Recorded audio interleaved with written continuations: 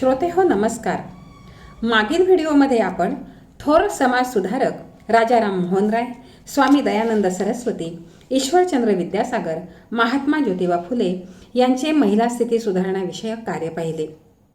बदलत्या भारतातील स्त्रिया भाग 5 या व्हिडिओमध्ये आपण पंडिता रमाबाई, स्वामी विवेकानंद, महर्षी धोंडो केशव कर्वे, छत्रपती शाहू महाराज, महात्मा गांधी व डॉक्टर बाबासाहेब आंबेडकर या थोर समाजसुधारकांचं स्त्रीविषयक कार्य पाहणार आहोत.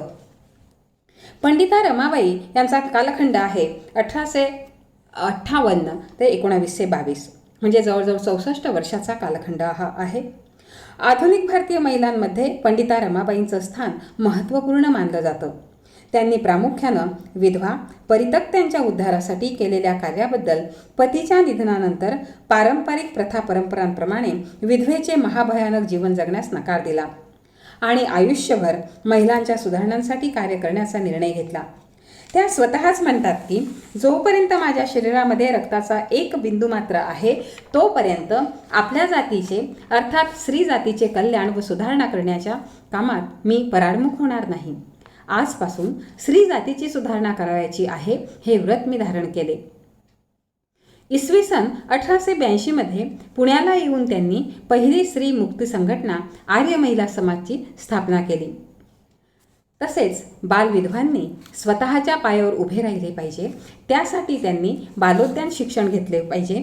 त्याची माहिती विधवांना देण्यासाठी स्वतः अमेरिकेत बालोद्यान पद्धतीचा अभ्यास केला. या पद्धतीची माहिती देणारी मराठी पुस्तकंही लिहिली.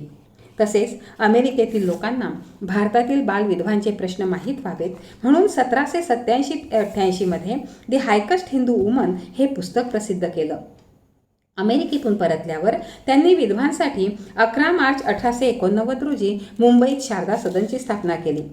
याच काळात पुण्यात प्लेगची साथ सुरू झाल्यामुळे केडगावच्या 100 एकर माळरानावर मुक्ती सदनची स्थापना केली. अनैतिक वर्तनामुळे समाजात निंदेचा विषय ठरणाऱ्या महिलांना कुठल्याच आश्रमात किंवा अनाथालयात आसरा मिळत नव्हता. अशा महिलांसाठी कृपा सदनची त्यांनी सुरुवात केली, तर म्हाताऱ्या व मूकबधीर महिलांसाठी प्रतिसदन सुरू केलं. मुलगी झाली म्हणून तिला लहानपणीच मारून टाकणे, बालविवाह, शिक्षणाचा अधिकार नाकारणे, स्त्री पुरुष समानतेचा अभाव, पडदा पद्धती, विधवांचा प्रश्न, सतीची चाल इत्यादी बाबतीत प्रबोधन काळात जनजागृती घडवून आणली गेली. ब्राह्मो समाज, आर्य समाज, महात्मा फुले व सावित्रीबाई, महर्षी विठ्ठलरामजी शिंदे, महर्षी धोंडो केशव कर्वे, रमाबाई रानडे इत्यादींनी महिलांना शिक्षण देण्यासाठी प्रयत्न केले. तसेच इतर सर्व वाईट प्रथा परंपरा अंधश्रद्धेविरुद्ध जोरदार मोहीम उघडल्यामुळे समाज सुधारकांच्या प्रयत्नातून महिलांचे जीवन काही प्रमाणात सुधारले. एकूणच पंडिता रमाबाईंचे महिलाविषयक कार्य अद्वितीय स्वरूपाचे आहे. त्यांच्या कार्यामुळे तत्कालीन महिलांच्या सुधारणेसाठी चालना मिळाली. महात्मा फुलेंनी देखील त्यांच्या कार्याचा गौरव केला. डॉक्टर घेल ऑमलेट लिहितात की ज्योतिबांनी रमाबाईंना स्त्री शिक्षणाविषयीचे श्रेय दिले आणि त्यांच्यावर टीका करणाऱ्या ब्राह्मणांवर वैचारिक हल्ले चढवून ठामपणे विचाराच्या पातळीवर रमाबाईंची बाजू घेतली. यानंतर आपले थोर समाजसुधारक आहे स्वामी विवेकानंद. यांचा कार्यकाल आहे 1863 ते 1902. भारतीय संस्कृतीची जगाला ओळख करून देण्यात स्वामी विवेकानंदांचं महत्त्वपूर्ण योगदान आहे. स्वामी विवेकानंद त्यांच्या काळातील महान समाजसुधारक होते. स्वामीजींनी देश विदेशात भ्रमण केल्यामुळे समाजात अद्ययावत ज्ञान प्राप्त केलेले होते. पाश्चात्य राष्ट्रांमधून स्त्री पुरुषांमध्ये समानतेचे दर्शन झालेले होतेच. तसेच त्यांच्या मते परश्रम तत्वामध्ये लिंगभेद नसताना स्त्री पुरुषांचा आत्मा जर सारखाच असेल तर स्त्री पुरुषांमध्ये लिंगभेद करणे न्यायपूर्ण होणार नाही अशी त्यांची धारणा होती. भारतीय समाजास प्रेरित करण्याच्या हेतून स्वामीजी म्हणतात की वर्तमान स्थितीत स्त्रियांचा प्रथम उद्धार करावा. तसेच स्त्री व पुरुष यांच्या कार्यक्षमतेत कोणताही फरक नाही. म्हणूनच स्वामीजींनी भारतीय महिलांच्या विकास व उत्कर्षाची इच्छा प्रकट केली होती. त्यासाठी त्यांच्या दृष्टीनं महिला शिक्षण हे विकासाचं एकमेव महत्त्वाचं साधन होतं. केवळ शिक्षित महिलाच आपल्या सन्मानाच्या रक्षणासाठी सक्षम राहू शकतील असं त्यांचं मत होतं. तसेच स्वामीजींनी पुन्हा पुन्हा असं म्हटलंय की आपल्या महिलांना प्रथम सुशिक्षित करा व त्यांना आपले कार्य करण्याचे स्वातंत्र्य द्या. नंतर त्यांना कोणत्या सुधारणा हव्या आहेत त्या सांगतील. त्यासाठी काही कन्या विद्यालय सुरू केलेले होते. तसेच स्वामीजी बालविवाह प्रथेच्या विरोधी होते. त्यांनी सुरू केलेल्या रामकृष्ण मिशनद्वारे शैक्षणिक संस्था, ग्रंथ प्रकाशन, आपत्कालीन सेवा, आरोग्य सेवा यासारखे कार्य केले जात होते. तसेच स्वामीजींना वाटत होते की भारतीय महिलांमुळेच आणि त्यांच्या सज्ञान साक्षरतेमुळेच भारतीय संस्कृतीचं जतन होऊ शकेल. या संदर्भानं ते म्हणतात की गावोगावी मुलींसाठी शाळा सुरू करून त्यांना उन्नत कराल, तरच तुमच्या मुलाबाळांच्या माध्यमातून देशाचं भवितव्य उज्ज्वल होईल. तसेच देशात विद्या, ज्ञान, शक्ती, भक्ती इत्यादी जागृत होईल. महिलांच्या आध्यात्मिक विकासासाठी स्वतंत्र महिला मठ स्थापन करण्याची त्यांची इच्छा होती. परंतु त्यांच्या मृत्यूपूर्वी हे लक्ष्य पूर्ण होऊ शकलं नाही. वास्तवात स्वामीजींचे सर्वात महत्त्वाचे तत्त्वज्ञान हे होते की ज्या घरात महिलांना सन्मानानं वागविलं जातं तेथे महिला सुखी असतात, त्या घरावर ईश्वराची कृपा असते. यानंतरचे आपले थोर समाजसुधारक आहे महर्षी धोंडो केशव कर्वे. यांचा कालखंड आहे 18 एप्रिल 1858 ते 9 नोव्हेंबर 1962. म्हणजे जवळजवळ 104 वर्षाचं आयुष्य या थोर महात्म्यास लाभलेलं आपल्याला दिसून येतं. महर्षी कर्वे यांनी महिलांचे शिक्षण, त्यांचे हक्क, विधवा पुनर्विवाह यासाठी आपलं संपूर्ण जीवन वाहिलं. महर्षी धोंडो केशव कर्वे यांचा महिलांच्या सक्षमीकरणात मोलाचा वाटा आहे. त्यासाठी त्यांनी उल्लेखनीय कार्य केलेले आहे. विशेषतः महिलांच्या शिक्षणासाठी, विधवांच्या पुनर्विवाहासाठी, विधवांना माणूस म्हणून जगण्यासाठी त्यांनी विधवा आश्रमाची सुरुवात केली. जोपर्यंत महिलांमध्ये शिक्षणाचे प्रमाण वाढत नाही तोपर्यंत खऱ्या अर्थानं रूढी, प्रथा, परंपरा, अंधश्रद्धा व जातीभेद नष्ट करणे अशक्य आहे. तसेच शिक्षणाच्या माध्यमातून कितीतरी विधवांना कष्टमय परिस्थितीतून बाहेर काढता येईल या उद्देशानंच त्यांनी 14 जून 1896 रोजी अनाथ बालकाश्रमची स्थापना केली. या आश्रमाविषयी कर्वे म्हणतात की दिवसेंदिवस माझ्या मनात असे विचार येऊ लागले की पुनर्विवाहाच्या प्रश्नाशी झगडत राहून जितक्या विधवांना कष्टमय आयुष्यातून बाहेर काढता येणे शक्य आहे त्यापेक्षा शिक्षणाचा प्रश्न हाती घेतला असता. त्यासाठी त्यांनी प्रत्यक्ष कार्याला सुरुवात केली. शिक्षणामुळे कितीतरी अधिक विधवांना कष्टमय स्थितीतून वर काढता येईल असं त्यांचं प्रामाणिक मत होतं. परंतु जोपर्यंत बालकाश्रमाच्या प्रत्यक्ष कार्य सुरू करण्यासाठी पैशाची तरतूद होत नाही तोपर्यंत विधवांच्या राहण्याची व शिक्षणाची सोय फिमेल हायस्कूलच्या वसतिगृहात करण्याचे ठरले. पुढे 1 जानेवारी 1899 रोजी गावातीलच सदाशिव पेठेतील गोरेंच्या वाड्यातील जागा भाड्याने घेऊन आश्रमाची सुरुवात झाली. शिक्षणानं विधवांना अर्थार्जनाचा मार्ग सापडला, परंतु सर्वात महत्त्वाचं त्यांना जगण्याची उर्मी दिली.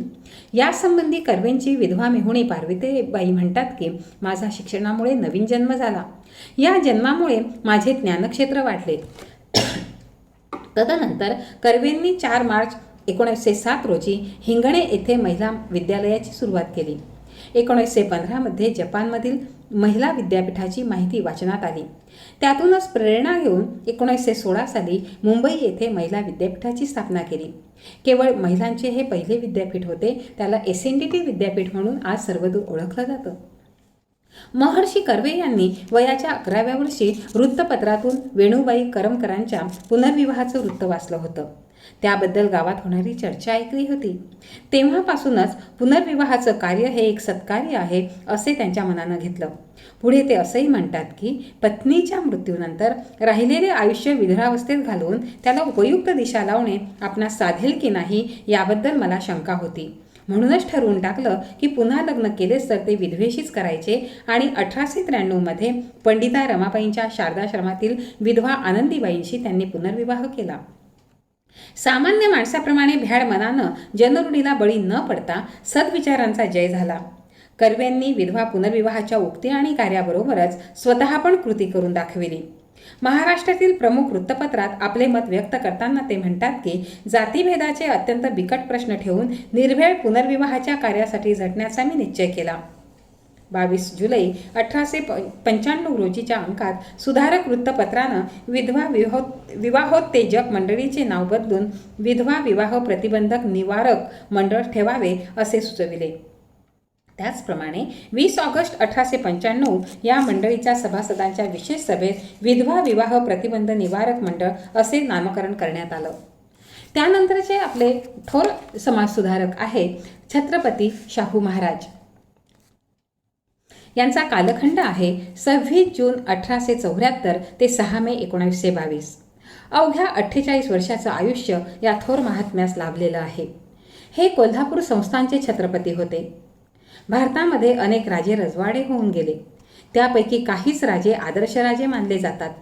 त्यामध्ये छत्रपती राजर्षी शाहू महाराजांना अग्रगण्य मानावे लागेल. बोले तैसा चाले त्याची वंदावी पाऊले या उक्तीप्रमाणे जनता जनार्दनासाठी राज्यकारभार करणारे राजर्षी शाहू हे एकमेव द्वितीय राजा होते. त्यांनी सामाजिक, शैक्षणिक आणि आर्थिक क्षेत्रात सुधारणा करण्यासाठी भरीव स्वरूपाचं कार्य करून लोककल्याण करण्याचा प्रयत्न केला. राजर्षी शाहू महाराजांच्या कालखंडातही धर्म व संस्कृतीच्या माध्यमातून अनेक प्रकारची बंधनं, अन्याय, अत्याचार, जात जुलूम चालूच होता.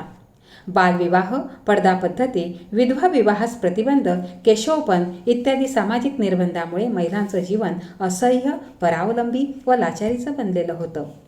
स्त्री जीवनाच्या या दुर्दैवीची जाणीव महाराजांना झाल्यामुळे महिलांची गुलामगिरीतून मुक्तता करण्यासाठी स्त्री शिक्षणासारखे अनेक महिलाविषयक कायदे अंमलात त्यांनी आणले. शिक्षणाच्या महत्त्वासंबंधी आपली भूमिका व्यक्त करताना महाराज म्हणतात की शिक्षणानेच आमचा तरुणोपाय आहे, असे माझे ठाम मत आहे. शिक्षणाशिवाय कोणत्याही देशाची उन्नती झाली नाही असे इतिहास सांगतो. अज्ञानात बुडून गेलेल्या देशात उत्तम, उत्सद्दी व लढवय्ये कधीही निपजणार नाहीत. म्हणूनच सक्तीच्या व मोफत शिक्षणाची हिंदुस्थानला आवश्यकता आहे.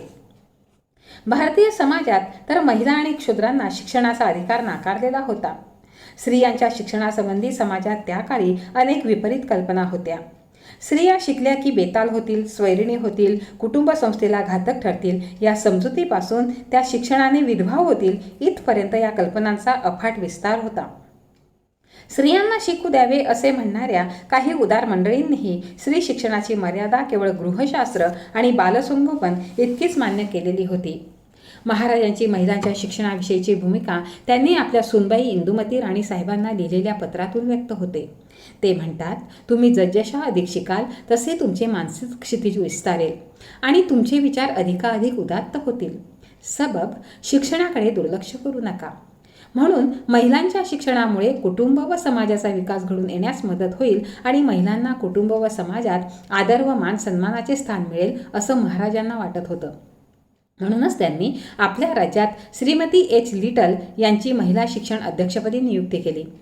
त्यांच्यानंतर रखमाबाई केळकर यांची नेमणूक केली. मुलींसाठी स्वतंत्र शाळांची सुरुवात केली. विशेषतः महाराजांनी 4-5 वर्षात भुदरगड सारख्या सह्याद्री लगतच्या मागास भागात मुलींच्या शाळांची स्थापना केली. तसेच मागासवर्गीय समाजातील मुलीही शिकल्या पाहिजेत यासाठी महाराजांनी विशेष प्रयत्न केले. 6 ऑक्टोबर 1919ला हुकूम काढला की जे आपल्या मुलींना शिकवू इच्छितात त्यांच्या मुलींच्या निवास व भोजनाची व्यवस्था आणि शिक्षणाचा सर्व खर्च संस्थान करेल. शाहू महाराजांना जर दीर्घायुष्य लाभले असते तर मुलांच्या वसतिगृहाप्रमाणेच मुलींची वसतिगृहे कोल्हापुरामध्ये व महाराष्ट्रात काढली असती आणि स्त्री शिक्षणाच्या इतिहासामध्ये एक नवा अध्याय लिहिला गेला असता. महाराजांना राजर्षी ही पदवी कानपूरच्या कुर्मी समाजानं दिली आहे. जास्तीत जास्त मुलींनी शाळेत जावे व मुलांच्या बरोबरीने शिक्षण घ्यावे यासाठी खास उत्तेजन म्हणून मुलींच्या उत्तीर्ण होण्याचे प्रमाण ज्या शाळेत जास्त आहे त्या शाळेतील शिक्षकांना बक्षीस देण्याची प्रथा सुरू केली. तसेच हुशार मुलींना प्रोत्साहन मिळावे म्हणून 4थी परीक्षेत सर्वाधिक गुण मिळवणाऱ्या मुलींना प्रत्येकी 40 रुपये प्रमाणे 5 शिष्यवृत्त्या ठेवल्या. उच्च शिक्षणात मुलींना प्रोत्साहित करण्यासाठी राजाराम कॉलेजमध्ये शिकणाऱ्या सर्व मुलींची मोफत शिक्षणाची सुविधा करून दिली. शाहू महाराजांच्या प्रयत्नातून व्ही. टी. पाटील यांनी ताराराणी विद्यापीठाची स्थापना करून तेथील स्त्री शिक्षणाचा पाया विस्तृत आणि भक्कम करण्याचा प्रयत्न केला. राजर्षी शाहू महाराजांनी महिलांच्या शिक्षणाबरोबरच त्यांच्या नैसर्गिक हक्कांचे संरक्षण करण्यासाठी अनेक कायदे करून व ते अंमलात आणून त्यांच्या कुटुंबात व समाजात होणारी निर्भत्सना थांबविण्याचा प्रयत्न केला. त्यामध्ये 12 जुलै 1919च्या विवाहसंबंधी कायद्याप्रमाणेच बालविवाह प्रतिबंध करून मुलामुलींच्या विवाहाचे वय कायद्याने निश्चित केले. विवाहासाठी मुलीचे वय 12 वर्ष पूर्ण तर मुलाचे वय 14 वर्ष पूर्ण असले पाहिजे अशा प्रकारे कायद्याने निश्चित केले. आंतरजातीय व धार्मिक विवाहास त्यांनी मान्यता दिली. तसेच देवदासी प्रतिबंधक कायदा, कौटुंबिक हिंसाचार प्रतिबंधक कायदा, विधवा पुनर्विवाह कायदा केला. तसेच घटस्फोट नियम ही महिलांना संरक्षण देणारा ठरला. घटस्फोटानंतर महिलेच्या अन्न वस्त्राच्या खर्चाची व्यवस्था, पोटगी, शिक्षण व संतती असल्यास त्याच्या भविष्याची व्यवस्था घटस्फोट कायद्याने केली. एकूणच शाहू महाराजांच्या महिला सुधारणेच्या कार्यामुळे सामाजिक परिवर्तनाला निश्चित चांगली दिशा मिळालेली आपल्याला दिसून येते. यानंतर आपले पुढचे समाजसुधारक आहे महात्मा गांधी. यांचा कालखंड आहे 2 ऑक्टोबर 1869 ते 30 जानेवारी 1948. भारत देशाच्या राजकीय पटलावर 1920 पासून गांधीयुगाला सुरुवात झाली. गांधीजींमुळे भारतीय स्वातंत्र्य आंदोलनात खऱ्या अर्थानं महिलांचा सहभाग सुरू झाला. इसवी सन 1930-32च्या सत्याग्रहाच्या लढ्यात महिलांनी मोलाचा वाटा उचलला होता. 1930च्या सविनय कायदेभंगाच्या चळवळीत जवळजवळ 17,000 स्त्रियांना तुरुंगवासाची शिक्षा झाली होती. 1942च्या चले जाव आंदोलनात ज्यांनी भाग घेतला त्यांना जेलमध्ये जावे लागले. तरी पण महिलांना दुय्यमच मानले जात होते. महिलांच्या दुय्यम स्थानाविषयी महात्मा गांधी म्हणतात की आमच्या शास्त्रांनी, रूढी परंपरांनी स्त्रियांवर दूषणे लावली. त्यामुळे स्त्रियांचे जीवन दुस्तर बनले असून स्त्रियांवर सतत जुलूम होत आहे. म्हणून गांधीजी तीव्र शब्दात आपला निषेध नोंदवून म्हणतात की मी सुद्धा भारतीय संस्कृती आणि धर्मशास्त्राचा आदर करतो, त्यांच्याबद्दल आत्मीयता बाळगतो, पण जी धर्मशास्त्रे, संस्कृती व परंपरा स्त्रियांना स्वनिर्णयाचा अधिकार देत नाही अथवा स्त्री स्वातंत्र्याच्या आड येतात त्यांना मी विरोध केला पाहिजे. महिलांच्या विषयी यंग इंडियातील 1921 मधील एका लेखात ते लिहितात की भारताचे भवितव्य तुझ्या पायाशी आहे. भविष्यात काळाची निर्मिती तुझ्या हाती आहे. भारतासाठी शूर आणि साहसी पुरुषांची निर्मिती तू करू शकतेस, परंतु त्यासाठी तिला समाजात माणूस म्हणून जगण्यासारखी परिस्थिती निर्माण करणे गरजेचे आहे. तिला भयमुक्त, बंधनमुक्त आणि दुःखमुक्त केले पाहिजे. वास्तवात स्त्री म्हणजे अहिंसा, त्याग, कष्ट, सेवाभावाची जिवंत मूर्ती आहे. म्हणूनच गांधीजींनी त्यागाची व सेवाभावाची जिवंत प्रतिमा म्हणून स्त्रियांची नेहमीच पूजा केली आहे. गांधीजींच्या मते प्रत्येक समाज व्यवस्थेत महिलांना समान महत्त्व असल्यामुळं त्यांना अबला समजणे योग्य नाही. त्यांच्या मते महिलांना अबला म्हणून संबोधणे म्हणजे त्यांना बदनाम करणे होय. महिला भलेही आक्रमक, आघात वा हिंसा करण्यामध्ये कमजोर असतील, परंतु प्रामाणिकपणे कष्ट करण्यात मात्र बलवान आहेत. म्हणूनच मुलामुलींमध्ये भेदभाव करणे हे सुद्धा अल्पबुद्धिमत्तेचे लक्षण आहे. मुलामुलींच्या जन्माचे समान स्वरूपात स्वागत करून मुलामुलींसोबत एकसारखा व्यवहार केला पाहिजे. निसर्गतः स्त्री पुरुषांच्या रचनेत फरक असल्यामुळे दोघांची जबाबदारी वेगवेगळी असू शकते. त्यांच्या शरीर रचनेप्रमाणे कार्यात बदल आहे. आपण त्यांच्यात भेदाभेद करणे चुकीचे होईल. वास्तवात परस्परपूरक अशा प्रकारचे स्त्री पुरुषांचे जीवन आहे. एकाशिवाय दुसऱ्याचे जीवन परिपूर्ण होऊ शकत नाही. पत्नीला आपली सहधर्मिणी, सहचारिणी व अर्धांगिनी मानणे हा पतिधर्म आहे. त्याने तिच्या दुःखात सामील व्हावे व तिच्या सुखात सुखी व्हावे. तसेच कायद्याने पुरुषाला मिळणारे सर्व हक्क महिलांना सुद्धा मिळाले पाहिजेत. स्त्रियांना शिक्षण, संपत्तीतील समान वारसा हक्क, समान कामाला समान वेतन, राजकीय क्षेत्रात पुरुषांच्या बरोबरीने सहभाग घेण्याची समान संधी मिळाली पाहिजे आणि पुरुषांचे महिलांवरील प्रभुत्व संपुष्टात आले पाहिजे. पती हा देव असेल तर पत्नी ही देवता आहे. ती दासी नसून समान हक्क असणारी सखी व सहचारिणी आहे. तसेच पती पत्नी हे परस्परांचे गुरु आहेत. म्हणून गांधीजी हरिजनमध्ये म्हणतात की ज्या देशात आणि समाजात महिलांचा मान सन्मान व आदर केला जात नाही तो देश किंवा समाज सुसंस्कृत समजला जात नाही. यानंतरचे थोर समाजसुधारक आहे डॉक्टर बाबासाहेब आंबेडकर. यांचा कालखंड आहे 14 एप्रिल 1891 ते 6 डिसेंबर 1956. डॉक्टर बाबासाहेब आंबेडकर हे भारतीय न्यायशास्त्रज्ञ, अर्थशास्त्रज्ञ, राजनीतिज्ञ, तत्त्वज्ञ आणि समाजसुधारक होते. इसवी सन 1927च्या महाड सत्याग्रह ते 1956 साली दीक्षाभूमीवरील केलेले धर्मांतर या ऐतिहासिक 2 घटनेच्या दरम्यानच्या कालखंडातील डॉक्टर बाबासाहेब आंबेडकरांच्या नेतृत्वाखाली झालेली दलित चळवळ हा महत्त्वाचा टप्पा आहे.